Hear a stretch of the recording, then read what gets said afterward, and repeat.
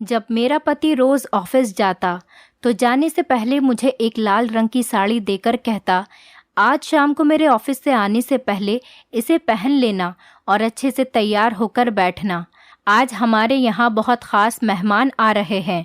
मैं साड़ी ले लेती और शाम को तैयार होने लगती तो मेरे घर का नौकर मुझसे कहता, दीदी भगवान के वास्ते ये साड़ी मत पहनो वरना आज गज़ब हो जाएगा।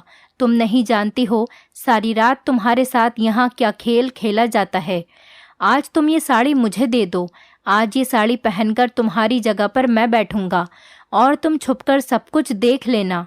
फिर तुम्हें मेरी बात पर भरोसा हो जाएगा और तुम सब कुछ समझ जाओगी। लेकिन मुझे अपने नौकर की सारी बातें झूठी लगती थी क्योंकि मुझे साड़ी पहनने के बाद कुछ भी याद नहीं रहता था।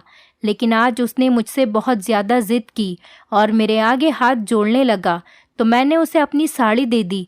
उसने मेरी वो साड़ी पहन ली और अपने सर पर एक लंबे बालों की विग लगा ली और औरतों की तरह तैयार होकर वो मेरे कमरे में बैठ गया।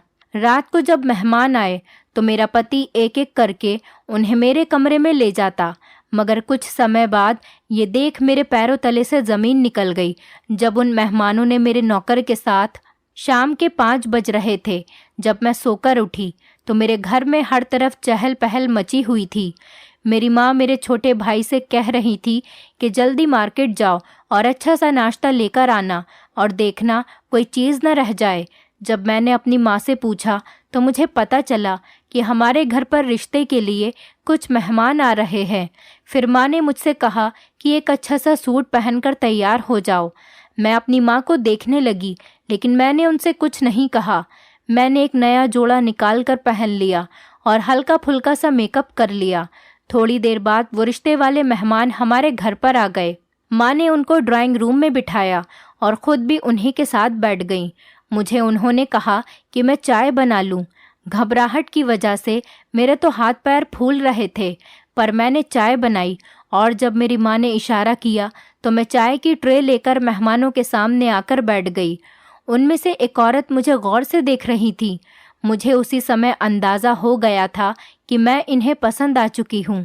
उनके देखने का तरीका बता रहा था और बाकी लोगों को भी मैं और मेरे परिवार वाले पसंद आ गए।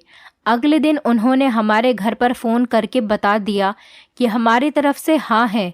माँ ने भगवान का शुक्रिया किया और भगवान का नाम लेकर मेरी मंगनी प्रकाश से कर दी और 2 महीने बाद की शादी की तारीख तय हो गई थी। इन 2 महीनों में मैंने प्रकाश से थोड़ी बहुत फ़ोन पर बात की थी। वो मुझसे मेरी फ़ोटो मांगते लेकिन मैं उन्हें मना कर देती थी। खैर हमारे इंतज़ार की घड़ियां ख़त्म हुई और वो दिन आ गया जब मैं प्रकाश की दुल्हन बनकर उसके घर पर आ गई। शादी की रात के बारे में जो सपने मैंने देखे थे वो सब ही सच हो गए थे।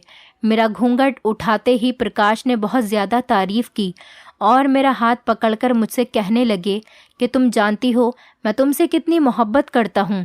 जब मैंने पहली बार तुम्हें देखा था उसी समय मैंने सोच लिया था कि मेरी दुल्हन बनने के लायक सिर्फ तुम ही हो। तुम मुझे सारी लड़कियों से अलग लगी थी।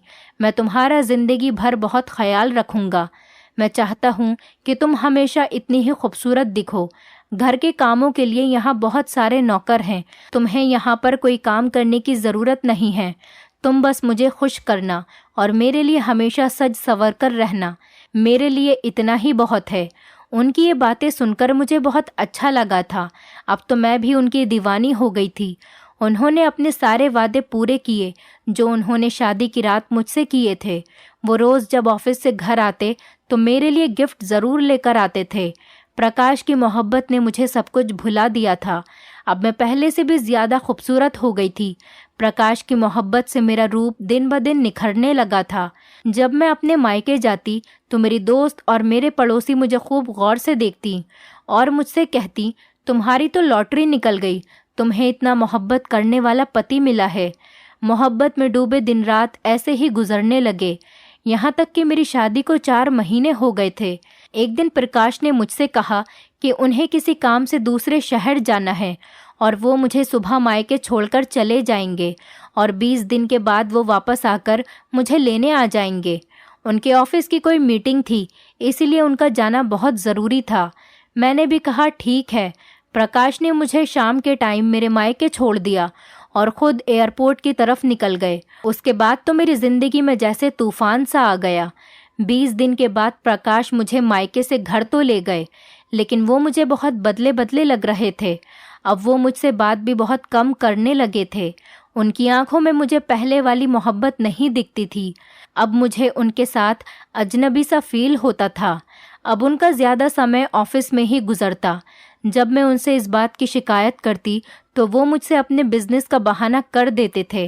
कहने लगते थे कि मुझे ऑफिस में बहुत ज़्यादा काम होता है। कभी कहते कि घर में हर ज़रूरत की चीज़ है, फिर तुम्हें किस चीज़ की ज़रूरत है। मैं अपने काम में बहुत ज़्यादा बिज़ी रहता हूँ, तुम्हें थोड़ा बर्दाश्त करना पड़ेगा। मैं उनसे कहती कि मुझे चीज़ों की नहीं आपकी ज़रूरत है, मगर शायद अब प्रकाश के पास मेरे लिए वक्त नहीं था। मैं घर पर सारा दिन अकेली बोर होती रहती थी। इसीलिए मैंने खाना पकाने वाली और सफाई करने वाली नौकरानी को छुट्टी दे दी। मैंने सोचा कि मैं घर का सारा काम अब खुद ही करूँगी। हो सकता है इसी से मेरा समय गुजर जाए और मुझे प्रकाश के इंतज़ार की तकलीफ़ भी नहीं सहनी पड़ेगी। लेकिन ये सिर्फ मेरा ख्याल ही था, क्योंकि मुझे घर का काम छोड़े हुए बहुत टाइम हो गया था। अब जब मैंने घर का कामकाज शुरू किया तो मेरी हिम्मत जवाब दे गई। मुझसे ये काम संभाला नहीं जा रहा था। मैंने परेशान होकर प्रकाश से कहा कि आप घर के कामकाज के लिए दोबारा कोई नौकरानी रख लीजिए, क्योंकि मुझसे अब इतना सारा काम नहीं होता। लेकिन प्रकाश कहने लगे कि अब हमें नौकर की कोई ज़रूरत नहीं है। वैसे भी घर में होता ही कौन है, एक मैं हूँ और एक तुम हो, और 2 लोगों का खाना बनाना कोई बड़ी बात नहीं है। प्रकाश का ये जवाब सुनकर तो मैं हैरान रह गई, क्योंकि वो तो मुझे हमेशा सजने संवरने की बात करते थे और मुझसे कहते थे कि तुम्हें किसी भी काम को हाथ लगाने की कोई ज़रूरत नहीं है। और आज वही इंसान मुझसे नौकरों की सैलरी पर बहस कर रहा था। ये सब सुनकर मेरा तो दिल टूट गया था, लेकिन मैंने उनसे कोई शिकायत नहीं की। अगले दिन प्रकाश ऑफिस से घर वापस आए तो वो मुझे बहुत खुश लग रहे थे। अब जब मैंने उनसे वजह पूछी तो कहने लगे कि मेरे पास एक गुड न्यूज़ है, लेकिन वो मैं तुम्हें कल बताऊंगा। फ़िलहाल तुम मेरे लिए खाना लगा दो, मुझे बहुत भूख लग रही है। मैं सोचने लगी कि आखिर ऐसी क्या बात है जो आज ये इतना खुश हैं, लेकिन मैं उनकी आदत को अच्छे तरीके से जानती थी। जब वो कोई बात बताने से मना कर दिया करते थे तो फिर वो बताते ही नहीं थे। मैं भी चुप हो गई और खामोशी से अगले दिन का इंतज़ार करने लगी। शाम के समय मैं उनका इंतज़ार कर रही थी कि दरवाजे पर किसी ने बैल बजाई। मैंने जाकर दरवाज़ा खोला तो सामने गाड़ी खड़ी थी। पहले तो मैं पहचान ही नहीं सकी, क्योंकि प्रकाश अपनी गाड़ी घर के अंदर खड़ी करते थे, लेकिन आज वो अपनी गाड़ी में ही बैठे हुए थे। उनके हाथ में बहुत सारे शॉपिंग बैग थे। जब मैंने दरवाज़ा खोला तो वो अंदर आने के बजाय वो शॉपिंग बैग मुझे देकर बोले कि तुम जल्दी से ये नए कपड़े पहनकर तैयार हो जाओ, और इसके साथ की जो मैचिंग ज्वेलरी है वो पहनना मत भूलना। मैं तुम्हें एक पार्टी में लेकर जा रहा हूँ। जब तुम तैयार हो जाओगी तो हम चलेंगे, और जब तुम तैयार हो जाओ तो मुझे कॉल या मैसेज कर देना, मैं तुम्हें पिक करने के लिए आ जाऊँगा। मैंने उनसे वो बैग्स लिए और अपने कमरे में आकर तैयार होने लगी। मैं खुशी खुशी प्रकाश के साथ जाने के लिए तैयार हो रही थी। मैं बहुत मेहनत से और लगन से तैयार हो रही थी। लाल रंग की साड़ी और गोल्डन कलर की ज्वेलरी में मैं इतनी खूबसूरत लग रही थी, मुझे खुद को देखकर यकीन नहीं आ रहा था कि ये मैं ही हूँ। बार बार मैं अपने आप को शीशे में देख रही थी। अभी मैं पूरे तरीके से तैयार नहीं हुई थी। फिर से दरवाजे पर बेल बजी। मैं समझ गई थी कि दरवाजे पर प्रकाश ही होंगे और वो मेरा इंतज़ार नहीं कर सके, इसीलिए मुझे पहले ही लेने आ गए। मैंने जल्दी से अपने बाल खोले और घर को लॉक करके प्रकाश के साथ गाड़ी में बैठ गई। आज प्रकाश खुद भी बहुत अच्छे से तैयार हुए थे। उन्होंने गाड़ी में म्यूज़िक लगा दिया था। प्रकाश आज बहुत अच्छे मूड में थे और मुझसे काफ़ी हंसी मजाक भी कर रहे थे। वो मुझे समझाने लगे कि जहाँ पर हम लोग जा रहे हैं वहाँ बहुत बड़े बड़े लोग होंगे और मुझे वहाँ पर सब लोगों से हंसी खुशी मिलना है। और फिर वो कहने लगे कि अगर इंसान अपनी बातों से दूसरों को इम्प्रेस करने में कामयाब हो जाता है तो वो बहुत सारे फ़ायदे उठा सकता है। उनकी बातें मेरी समझ में नहीं आ रही थी। थोड़ी देर बाद हमारी गाड़ी एक बड़े से होटल के सामने पार्क की। उन्होंने हमारी गाड़ी का दरवाज़ा ऐसे खोला जैसे मैं कोई राजकुमारी हूँ।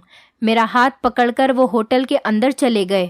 उनका अंदाज आज मुझे बहुत बदला बदला सा लग रहा था, क्योंकि मैंने उन्हें ऐसा शादी के बाद पहली बार ही देखा था, जो आज वो सारी दुनिया के सामने दिखा रहे थे। खैर, जब हम उस होटल के अंदर गए तो एक बहुत बड़े हॉल को बहुत ही खूबसूरती से सजाया गया था। हर तरफ लाइट जल रही थी। होटल में बहुत सारे ऑफिसर और उनकी पत्नियां इनवाइट थी। ये एक बहुत बड़ी पार्टी थी। यहाँ आकर मुझे थोड़ा नर्वस फील हो रहा था, लेकिन थोड़ी ही देर में मुझे पता चल गया था कि मेरी खूबसूरती ने सबको अपनी तरफ खींच लिया है। वैसे तो मैं पहले भी बहुत ज़्यादा खूबसूरत थी और आज मैं ऐसे तैयार हुई थी जैसे किसी नई नवेली दुल्हन को तैयार किया जाता है। प्रकाश ने भी बहुत ज़्यादा प्राउड से मुझे अपने दोस्तों से मिलवाया। उसके बाद हम सब लोगों ने खाना खाया और वहाँ हल्का हल्का म्यूज़िक भी बज रहा था। ये माहौल मेरे लिए बहुत ही अजनबी सा था। ज़िंदगी में पहली बार मैंने इतने सारे लोगों के सामने बैठकर खाना खाया था, जिससे मुझे बहुत घबराहट हो रही थी। लेकिन मैं प्रकाश का साथ दे रही थी, क्योंकि आज वो बहुत ज़्यादा खुश थे। मुझे कुछ देर से ऐसा लग रहा था कि हमारी पास वाली टेबल पर जो आदमी बैठा है वो बराबर मुझे देख रहा था। उसका देखना मुझे कुछ ठीक नहीं लग रहा था और मुझे उसके देखने से उलझन हो रही थी। थोड़ी देर के बाद वो अपनी टेबल से उठकर हमारे साथ ही हमारी टेबल पर आकर बैठ गया। बात करते करते पता चला कि वो मेरे पति प्रकाश का सीनियर ऑफिसर था, लेकिन उसे देखने से कहीं से भी नहीं लग रहा था कि वो सीनियर है। प्रकाश ने मुझे उससे मिलवाया। उससे हाथ मिलाने के लिए अपना हाथ आगे किया। न चाहते हुए भी मुझे सबके सामने उससे हाथ मिलाना पड़ा। हाथ मिलाते हुए उसने मेरा हाथ अपने हाथ से हल्के से दबा दिया था। उसकी ये हरकत मुझे बहुत बुरी लगी थी।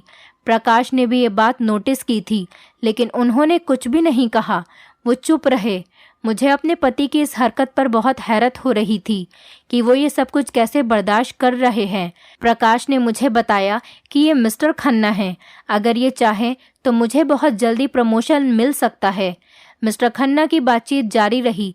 वो बहुत ज़्यादा दिलचस्प बातें कर रहे थे, लेकिन वो बराबर ही मुझे देखे जा रहे थे। जब पार्टी ख़त्म हुई तो मिस्टर खन्ना मेरे पति से हंस हंस कर बातें करने लगे। वो उनके साथ साथ ही चलते हुए होटल से बाहर आ गए। मुझे उनका हमारे साथ में चलना बिल्कुल भी अच्छा नहीं लग रहा था। खैर, अब हम पार्टी से अपने घर वापस आ गए थे। प्रकाश ने घर आकर मुझे शुक्रिया अदा किया, क्योंकि पार्टी में मैंने उनका पूरा साथ दिया था। इसी खुशी में प्रकाश ने मुझसे वादा किया कि वो जल्दी ही घर में किसी नौकरानी का इंतज़ाम कर देंगे। बस अब मुझे उनके साथ ऐसी ही पार्टियों में जाना होगा और उनके बड़े बड़े ऑफिसर से मेलझोल बढ़ाना होगा। अगले दिन जब मैं सोकर उठी तो 12 बज रहे थे। प्रकाश खुद ही नाश्ता करके घर से ऑफिस के लिए निकल गए थे। 1 घंटे बाद मैं फ्रेश होकर बैठी तो दरवाजे पर किसी ने बेल बजाई। उस समय मेरे पति घर पर नहीं होते थे और वो उस समय कभी घर पर आते भी नहीं थे। मैं सोच रही थी कि पता नहीं कौन है। जब मैंने दरवाज़ा खोला तो प्रकाश ही थे। उनके उस समय घर पर आने पर मुझे बहुत ज़्यादा हैरत हुई, लेकिन उनके बराबर में मैंने एक लड़के को खड़ा हुआ देखा तो मैं समझ गई थी लड़के की उम्र 16-17 साल की होगी। उसका रंग सफ़ेद और सुर्ख था। प्रकाश ने मुझे उस लड़के से मिलवाया। मुझसे कहने लगे कि ये श्यामू है, बहुत ही जिम्मेदार और शरीफ बच्चा है, हर काम करना जानता है। इसने कुछ समय होटल में भी काम किया है। ये घर के सारे कामों से लेकर गाड़ी चलाना भी जानता है। प्रकाश ने उसकी तरफ इशारा करते हुए उसका कंधा थपथपाया तो उसने अपनी नज़रें नीचे कर ली।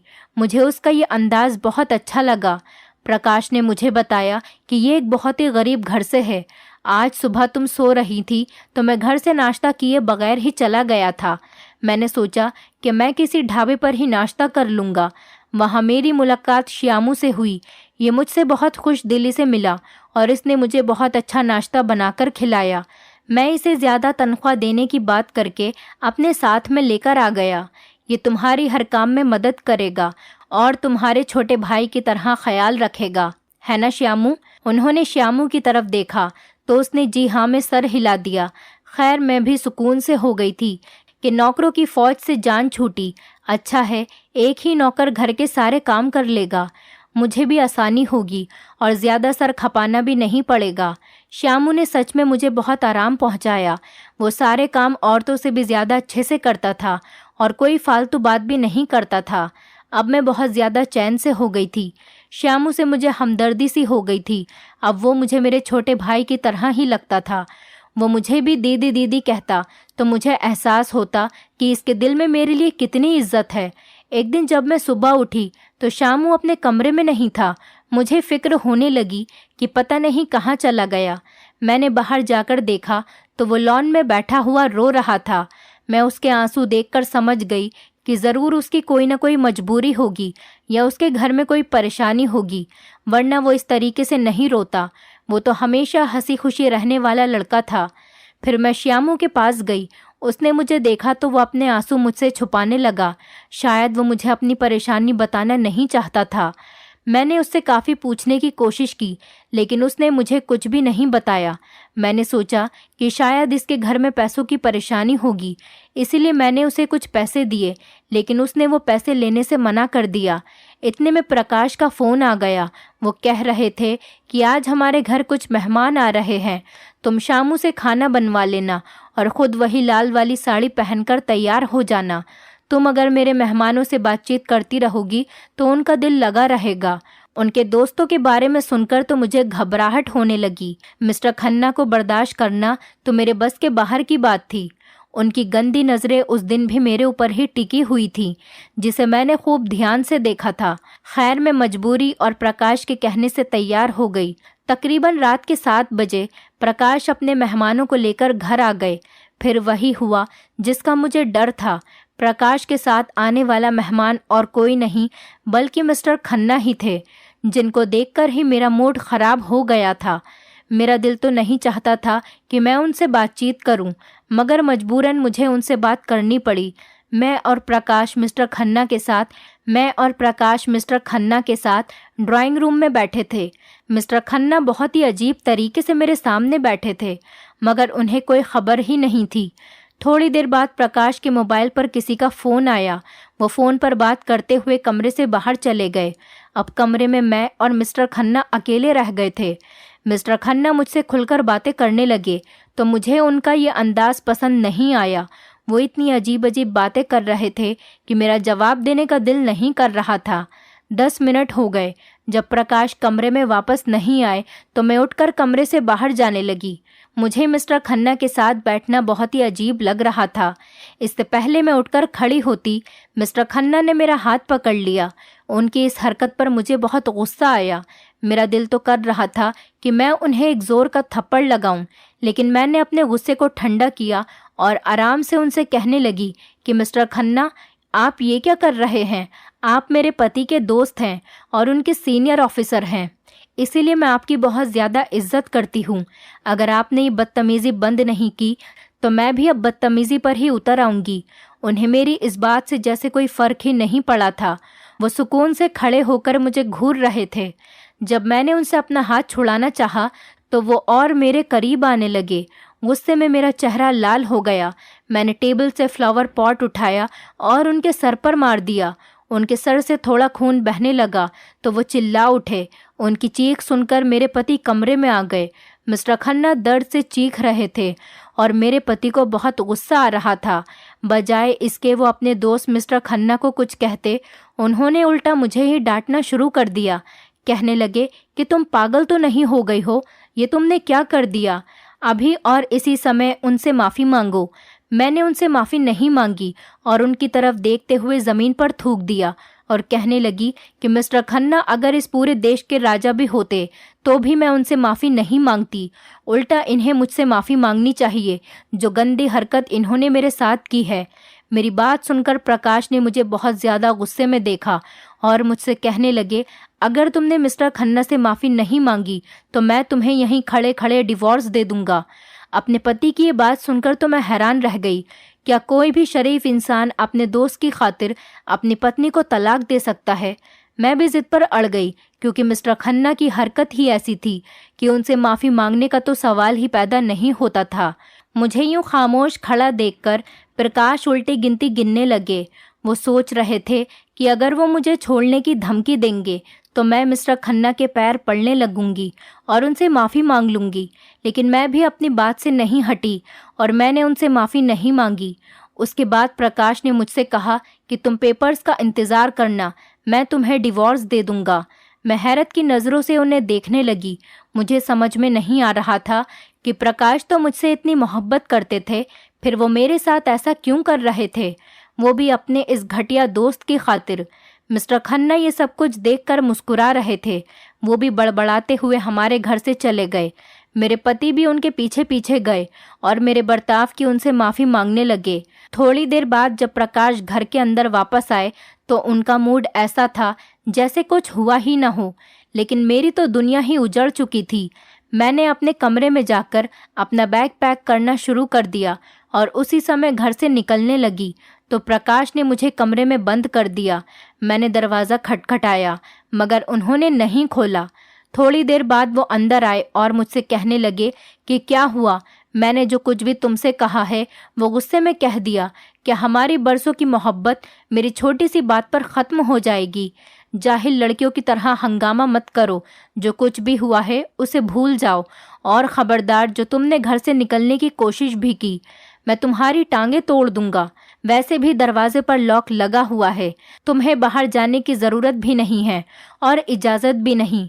जब तक मैं न कहूँ तुम घर से कदम बाहर नहीं निकाल सकती। तुम्हें हर सूरत में मेरे ऑफिसर को खुश करना होगा, वरना मुझसे बुरा कोई नहीं होगा। अपने पति का ऐसा रूप देखकर तो मेरे पैरों तले से ज़मीन निकल गई। प्रकाश इस हद तक गिर सकते थे, मैंने कभी सपने में भी नहीं सोचा था।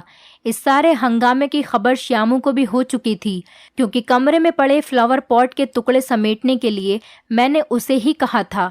अब जब प्रकाश ने मुझे यहाँ कमरे में बंद कर दिया था और मैं श्यामू के रहमो करम पर आ गई थी, मेरे पति ने उसे सख्ती से समझाया था कि मुझसे कोई बात न करे।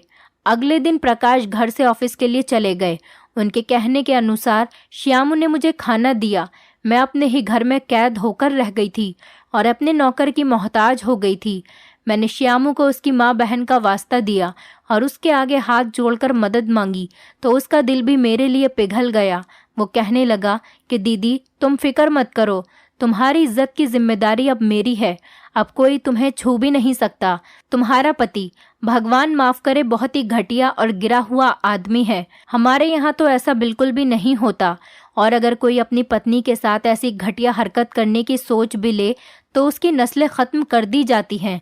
तो श्यामू की बातें सुनकर मुझे अंदाज़ा हो गया था कि वो मेरी मदद ज़रूर करेगा और मुझे यहाँ अकेला छोड़कर नहीं जाएगा। थोड़ी देर के बाद श्यामू मेरे कमरे में वापस आया और मुझसे बोला कि दीदी मैं तुम्हें एक बात बताना चाहता हूँ। मैं सुबह बताना चाहता था मगर मुझे याद नहीं रहा। वो घटिया इंसान जो मेरा मालिक और तुम्हारा पति है, किसी से फ़ोन पर बात करके कह रहा था कि कल हमारे घर पर वही साहब आएंगे और आप हर सूरत में उनसे मिलेंगी।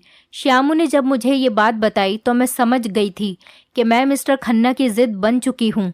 इसी सोच और ख्याल में मेरी सारी रात गुजर गई। पूरी रात मेरी रोते हुए गुजरी। मैं भगवान से प्रार्थना कर रही थी कि वो मेरी इज्जत की हिफाजत करे। अगले दिन श्यामू मेरे पास आया। उसकी सांस फूली हुई थी और वो काफ़ी जल्दी में लग रहा था। दरवाज़ा खोलकर मेरे कमरे में आया और मुझसे बोला दीदी तुम अपना एक खूबसूरत सा जोड़ा मुझे दे दो। मैं उसका चेहरा देखते हुए बोली कि श्यामू तुम्हें मेरे कपड़ों की क्या ज़रूरत है? तो वो कहने लगा कि ये समय ज़्यादा बातें करने का नहीं है, बस आप मुझे एक अपना अच्छा सा जोड़ा दे दें। मैंने उसे अपनी एक साड़ी निकाल कर दे दी। वो मेरे हाथ से साड़ी लेकर कमरे में चला गया। फिर थोड़ी देर बाद वो साड़ी पहनकर मेरे कमरे में दोबारा आया तो उसे देखकर मेरी हंसी निकल गई, क्योंकि उसने बहुत ही अजीब तरीके से साड़ी बांध रखी थी। उसकी जिद करने पर मैंने उसकी साड़ी ठीक से बांधी। अब वो पूरे तरीके से एक औरत लग रहा था। उसने अपने सर पर मेरी ही तरह लंबे बालों की विग लगा रखी थी। मैंने उससे कहा कि श्यामू ये तुम क्या कर रहे हो? क्या तुम्हारा औरत बनने का इरादा है? मैं उस समय अपने सारे दुख भूल गई थी और उससे हंसी मजाक करने लगी। उसने मुझसे कहा कि दीदी आप यहाँ से जाइए और मेरे कमरे में जाकर बैठ जाना। हमारे घर में आज उसके साथ एक और लड़का आया था जो श्यामू का दोस्त था। थोड़ी देर बाद मुझे अपने घर में किसी के आने की आवाज़ आई। जूतों की आवाज़ मेरे कमरे की तरफ से आ रही थी। मेरा दिल बहुत ज़्यादा कांप रहा था और फिर मेरे कमरे का दरवाज़ा अंदर से लॉक होने की आवाज़ आई। कुछ देर बाद ही मेरे कमरे से चीखने चिल्लाने की आवाज़ें आने लगीं। घर में शोर मच गया। मैं कमरे से बाहर निकली। जब मैं अपने कमरे के पास पहुंची और मैंने दरवाज़ा खोल कर देखा तो वहाँ का मंजर ही कुछ अलग था। मिस्टर खन्ना के कपड़े फटे हुए थे। श्यामू और उसका दोस्त मिस्टर खन्ना को मार रहे थे। मिस्टर खन्ना की तो हालत ख़राब हो रही थी। मैंने श्यामू से मना किया, लेकिन उस पर तो जैसे भूत सवार था। मिस्टर खन्ना की जब अधमरी हालत हो गई तो श्यामू ने उन्हें छोड़ दिया और एक तरफ बैठ गया। मैं उसका मुंह देखने लगी और दिल ही दिल में हैरानी भी हो रही थी। मेरा यहाँ रुकना अब खतरे से खाली नहीं था, इसीलिए मिस्टर खन्ना को कमरे में बंद करके और उनके मुंह में कपड़ा ठूस दिया। श्यामू मुझे गाड़ी में बिठाकर मेरे घर ड्रॉप करके खुद न जाने कहाँ चला गया। मैंने अपने माता पिता को सारी बात बताई तो वो उसी समय मुझे इस शहर से लेकर दूसरे शहर चले गए। प्रकाश की जान पहचान बहुत दूर तक थी। उसने मुझे डिवोर्स दे दी थी, मगर वो अपना बदला लेना नहीं भूला था, क्योंकि वो मेरे ज़रिए अपने ऑफिसर्स को खुश करके प्रमोशन लेना चाहता था। वो कभी भी मुझसे अपना बदला ले सकता था। कुछ दिनों बाद ही मेरी शादी मेरी माँ के दोस्त के बेटे से हो गई। अब मैं अपने घर में अपने पति के साथ बहुत खुश थी। मेरा घर छोटा सा था और मेरे पति एक छोटी सी नौकरी करते थे, लेकिन वो मेरी बहुत ज़्यादा इज्जत करते थे और मेरा बहुत ख्याल रखते थे। मेरे घर में खुशियाँ ही खुशियाँ थीं। भगवान ने मुझे बच्चे की खुशी भी दे दी थी। ये सब होने के बाद प्रकाश के बॉस ने उस पर फ्रॉड का केस करके उसकी सारी जायदाद हथिया ली थी और उसे जेल भिजवा दिया था। आगे मैं बस इतना ही कहूँगी कि भगवान दुश्मन को भी ऐसा पति न दे जो अपनी पत्नी की इज्जत नीलाम करना चाहता हो, अपनी पत्नी को सीढ़ी बनाकर आसमान की ऊंचाइयों को छूना चाहता हो। दोस्तों, उम्मीद करती हूँ आपको हमारी कहानी पसंद आई होगी। कहानी पसंद आई है तो वीडियो को लाइक करें, चैनल पर नए हैं तो चैनल को सब्सक्राइब करें और हाँ, नोटिफिकेशन बेल को ज़रूर दबाएं ताकि अगली अपडेट सबसे पहले आपको मिले।